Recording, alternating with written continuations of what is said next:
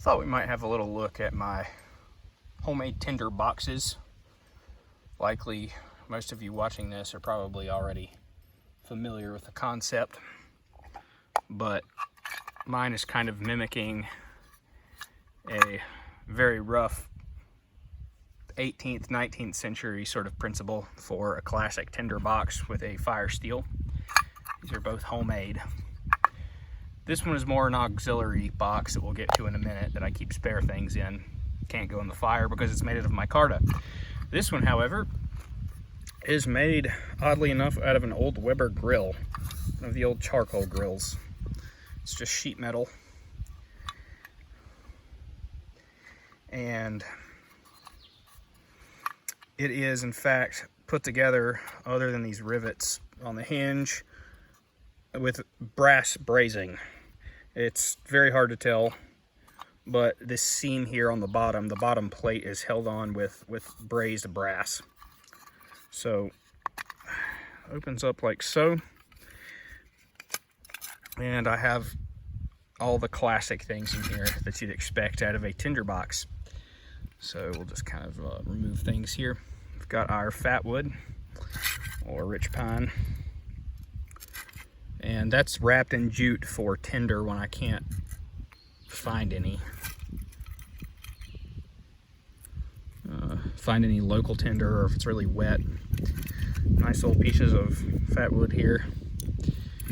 And here we have the flints. Actually, it's technically rhyolite, but it's a cryptocrystalline quartz, similar to flint, from my local area. There is my forged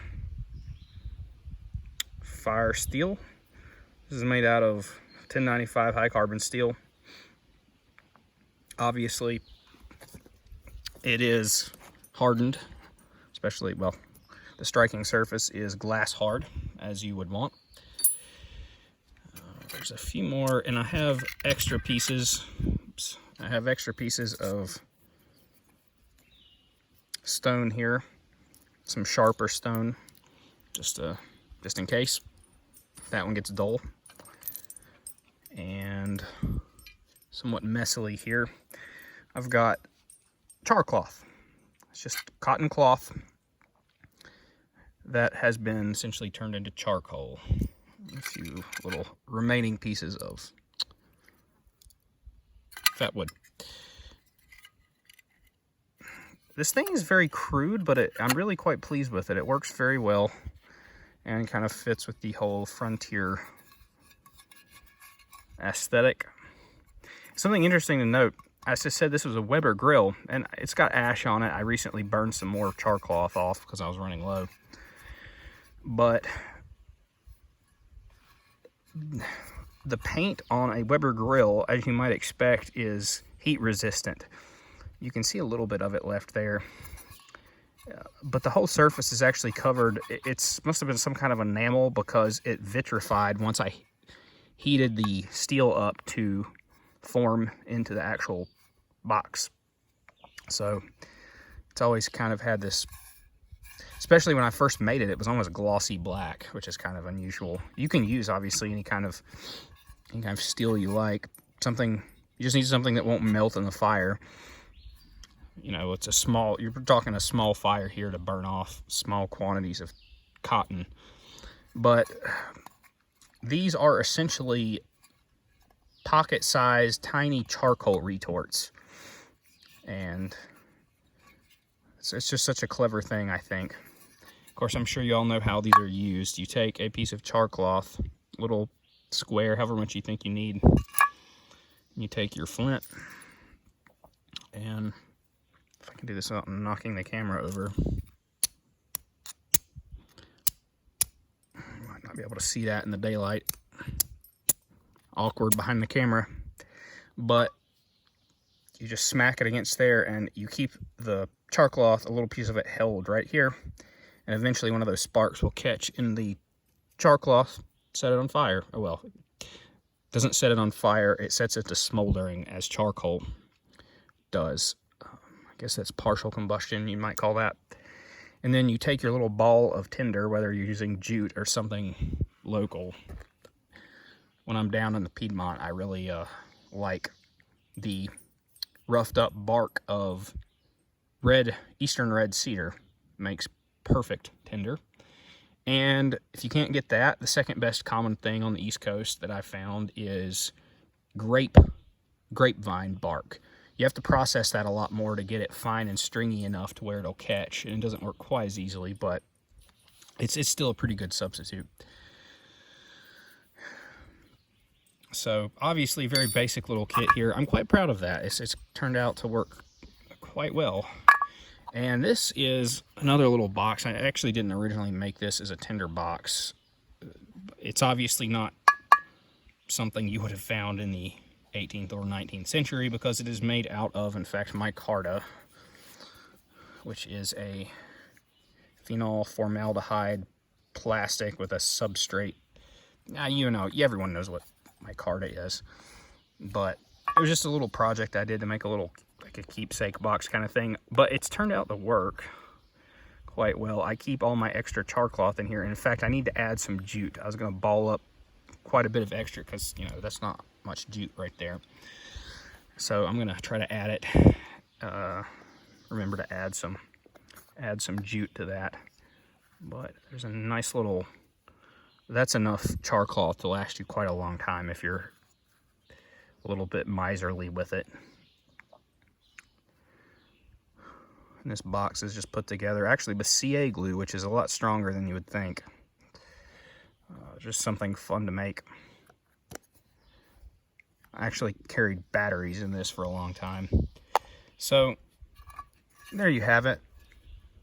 My simple little tinderbox. I made both of these about 4 years ago. It's been quite a while.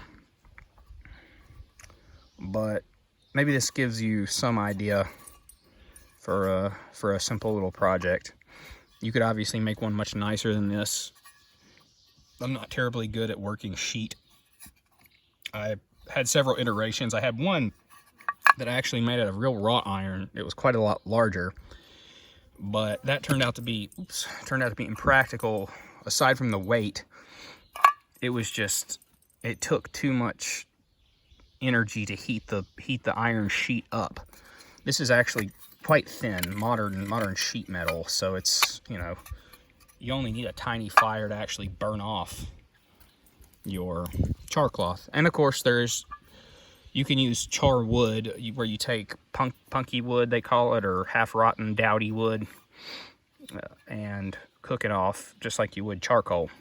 I find that stuff, it works, but it's just a lot harder to use, and who doesn't have 1,000 old t-shirts laying around that you can just tear up and turn into char cloth for when you want it?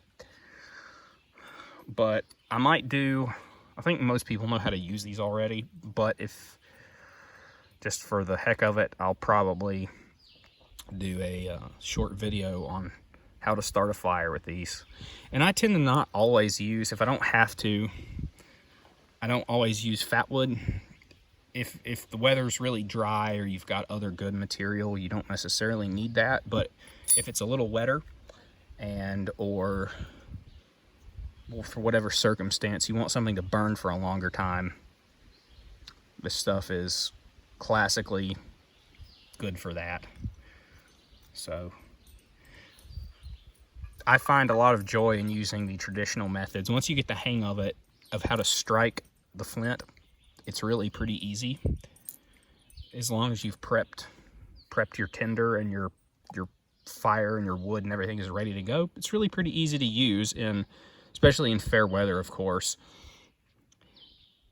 If you're really good at it, it's also not terribly hard to do in slightly nastier weather, but under really terrible circumstances, and you absolutely, you really have to have a fire, you're obviously going to want to use something better, like ferro rods, or more modern, I should say, like ferro rods or windproof matches, or whatever your magnesium, however you see fit.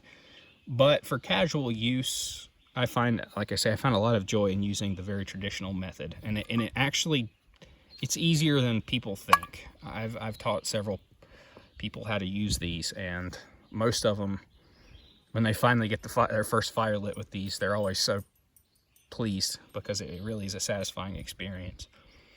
So anyway, there's that. Just a little quick video.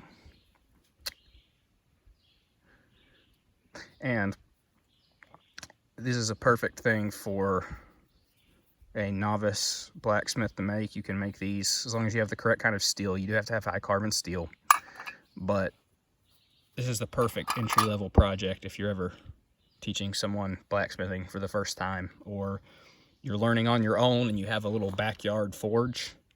Perfect project, and you'll get a lot of satisfaction out of using these. So thanks for watching.